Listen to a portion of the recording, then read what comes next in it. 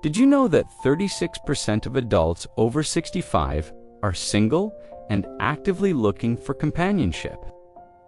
Here is something even more surprising. 30% of Americans age 50 and older report feeling the same butterflies and excitement about new love as they did in their 20s and 30s. Whether you've been single for years, recently lost a spouse, or gone through a divorce, this video will change how you think about finding love in your golden years. If you think finding love after retirement is impossible, you're about to discover just how wrong that belief is. Hello, and welcome. I'm here to share something incredibly important with you today. By the end of this video, you will have a clear step-by-step roadmap to meeting new people and finding meaningful companionship. You'll discover exactly where to go, what to do, and how to approach dating with confidence, no matter your age or experience level. Many of you might be thinking, I'm too old for this, or nobody wants to date someone my age. Finding other people to share your interests with is the best way to fight loneliness and maintain your mental health. This isn't just about romance, it's about your health and happiness. If you're divorced, know that your past doesn't define your future. You deserve happiness and connection. You've spent a lifetime caring for others. Now it's your turn. This couldn't be further from the truth. Be specific, but realistic. Are you seeking marriage, a long-term relationship, or simply friendship with the possibility of more? She started by joining a local walking group 3 times a week. Not only did this improve her health and mood, but she also made several friends who later introduced her to Robert, a widower who shared her love of gardening. The good news is there are more opportunities than you might think. They've been happily together for over a year now. You don't need to be a marathon runner, but taking care of your health shows that you value yourself. Simple activities like daily walks, swimming, or gentle yoga can make a tremendous difference in how you feel and how you present yourself to others. Knowing this will help you communicate clearly with potential partners. First, let go of any guilt or shame about wanting companionship. Getting older doesn't mean that our need for closeness and companionship goes away. This is completely natural and healthy. Let me start by addressing the elephant in the room. Currently, 36% of adults aged 65 and older identify as single, and many are actively seeking companionship. Indeed, 30% of Americans aged 50 and older are single, according to the Pew Research Center. And many of them report enjoying the same feelings of infatuation and giddiness with a new partner as in their 20s and 30s. You know what you want, what you don't want, and what truly matters in a relationship. Second, there's less pressure. You're not worried about impressing someone to start a family or build a career together. You can focus on genuine compatibility and shared interests. Third, you have more time. Retirement gives you the freedom to invest in relationships without the stress of juggling work and family obligations. The landscape of senior dating has completely transformed. It's not about settling for loneliness. It's about choosing connection and joy. Here's what makes dating after retirement actually easier than when you were younger. First, you know yourself better. You've lived through decades of experiences. Isolation and loneliness are leading causes of cognitive and physical decline in older adults. Before you start meeting new people, let's make sure you're ready from the inside out. If you're widowed, understand that finding new love doesn't dishonor your late spouse's memory. Start by writing down what you're looking for in a companion. Engaging in regular exercise can boost your energy levels and increase your confidence. Update your wardrobe if needed. You don't need designer clothes, but wearing well-fitted, clean clothes that make you feel good about yourself is important. Let me share Margaret's story. She's 68 years old. After her husband passed 2 years ago, she felt lost and lonely. The key is to work on becoming the best version of yourself, not to impress others, but because you deserve to feel confident and healthy. Now, let's talk about where you can actually meet potential partners. Consider meeting people at church, at local events, at workout classes, or while volunteering. Volunteering is particularly wonderful because you'll meet people who share your values. Whether it's helping at a food bank, reading to children at the library, or working with animal shelters, you'll encounter kind-hearted people while doing something meaningful. Continuing to learn during retirement is another way to protect your health while meeting people. People who keep learning are at lower risk for cognitive decline and dementia. Whether it is a watercolor class, a foreign language workshop, or learning how to play a musical instrument, classes provide natural conversation starters. For example, you could join your local Habitat for Humanity chapter, volunteer at your community garden, or help with voter registration drives. These activities attract people who care about their community, exactly the kind of person you'd want to get to know better. Consider water aerobics classes, senior walking groups, Tai Chi classes, gentle yoga, or dancing classes like ballroom line dancing or square dancing. He wasn't looking for romance, just wanted to stay active and make friends. But he met Linda, who was keeping score for another team. Their shared love of baseball led to coffee dates, then dinner dates, and now they're planning to travel to baseball stadiums across the country together. Take a class, and those new friends might introduce you to someone special. She was nervous at first, but the shared interest in learning created an instant bond with her classmates. She met David during a field trip to photograph wildflowers, and they discovered they both loved nature and had similar life stories. Asked questions about people's lives, experiences, and interests, or what kind of adventures are you hoping to have in this next chapter of your life? Be present in conversations. Put away your phone, make eye contact, and really hear what the other person is saying. When he mentioned loving old movies, she suggested they attend the classic film series at their local theater. This showed she was paying attention and was interested in sharing his interests.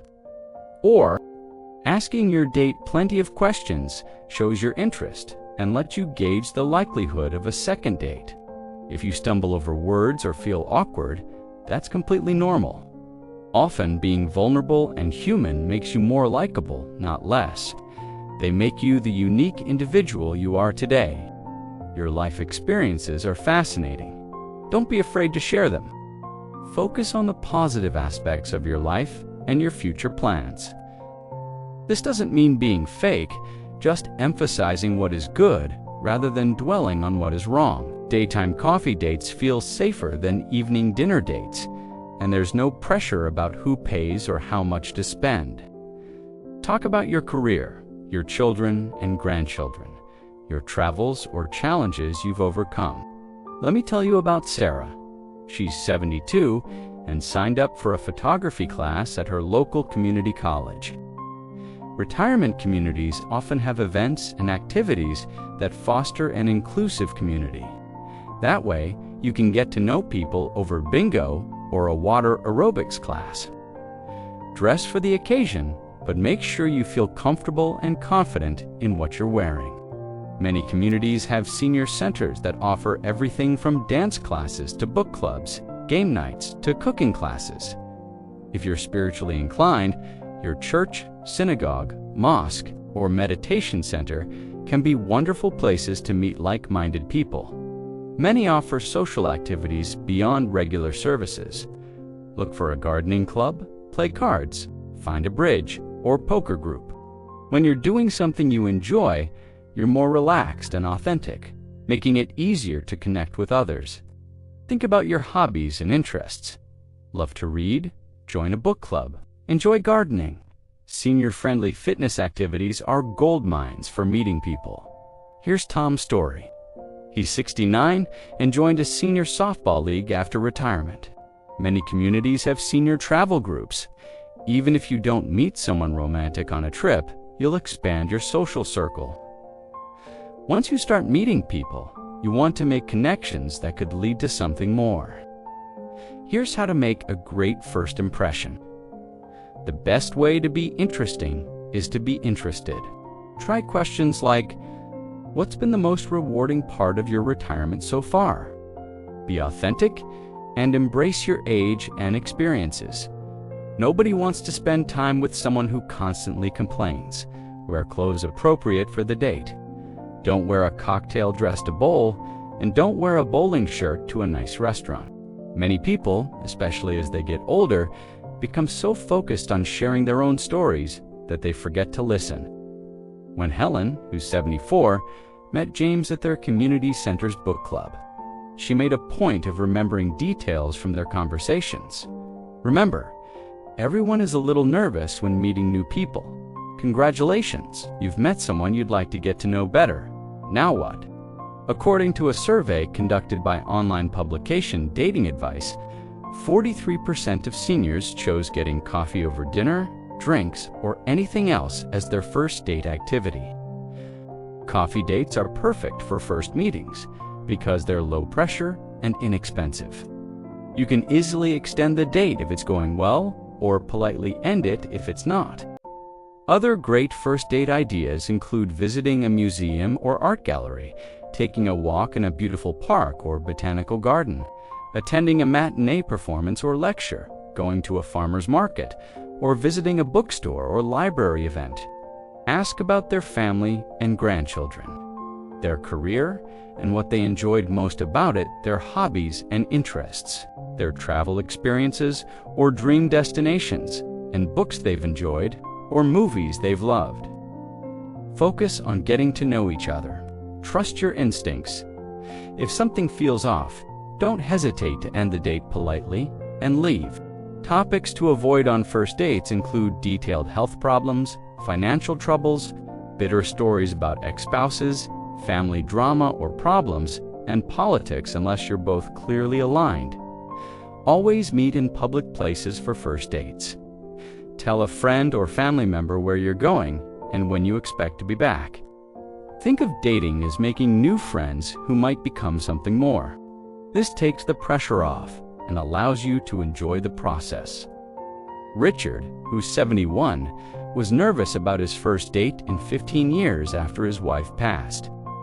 You have the luxury of time to really get to know someone before making any big decisions about your relationship. Talk about your values and what's important to you, your hopes and dreams for this stage of life, your concerns and challenges appropriately, and your family relationships and friendships.